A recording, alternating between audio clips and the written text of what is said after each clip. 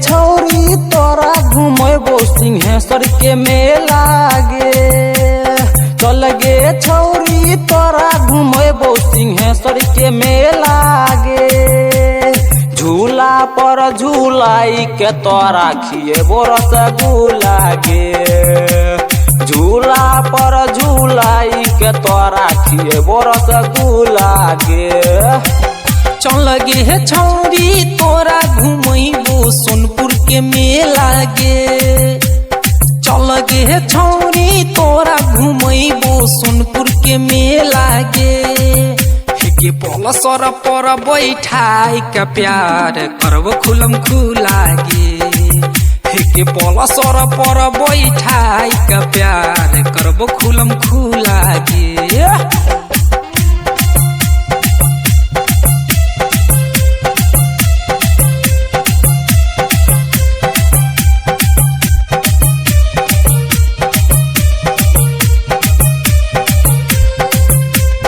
DJ साजी DJ साजी DJ साजी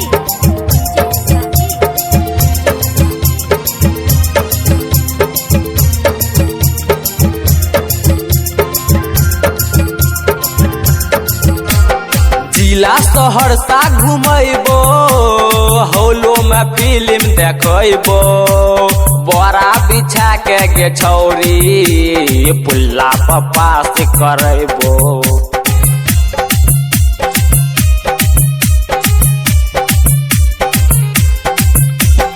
जिला खगड़िया घुमैबो चौमिंग छोला खियैबो।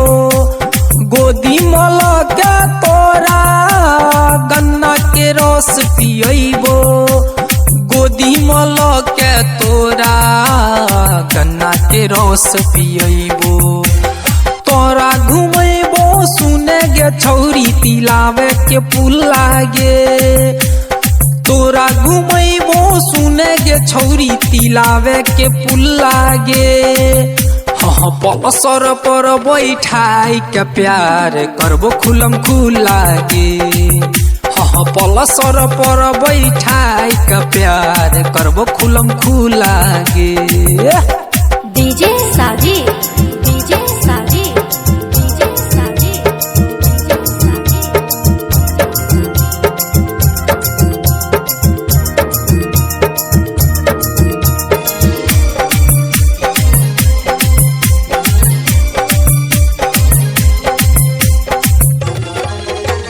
हौलो में फिल्म देखैबो नैना से नैना लड़ैबो। आरन बिशनपुर ले जैबो सैफु सलाम से मिलैबो।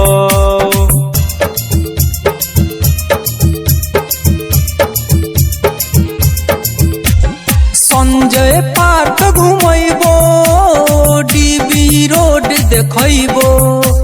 मीरा हॉल में तोरा छौरी फिल्म देखैबो। गे मीरा हॉल में तोरा छौरी फिल्म देखैबो। राइटर यार सदा सुन गे छौरी ठोक द तो की लागे। राइटर यार सदा सुन गे छौरी ठोक द तो की लागे। हाँ पलसर पर बैठाई के प्यार करबो खुलम खुला गे।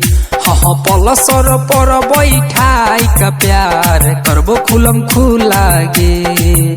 हाँ पलसर पर बैठाई के प्यार करबो खुलम खुला गे।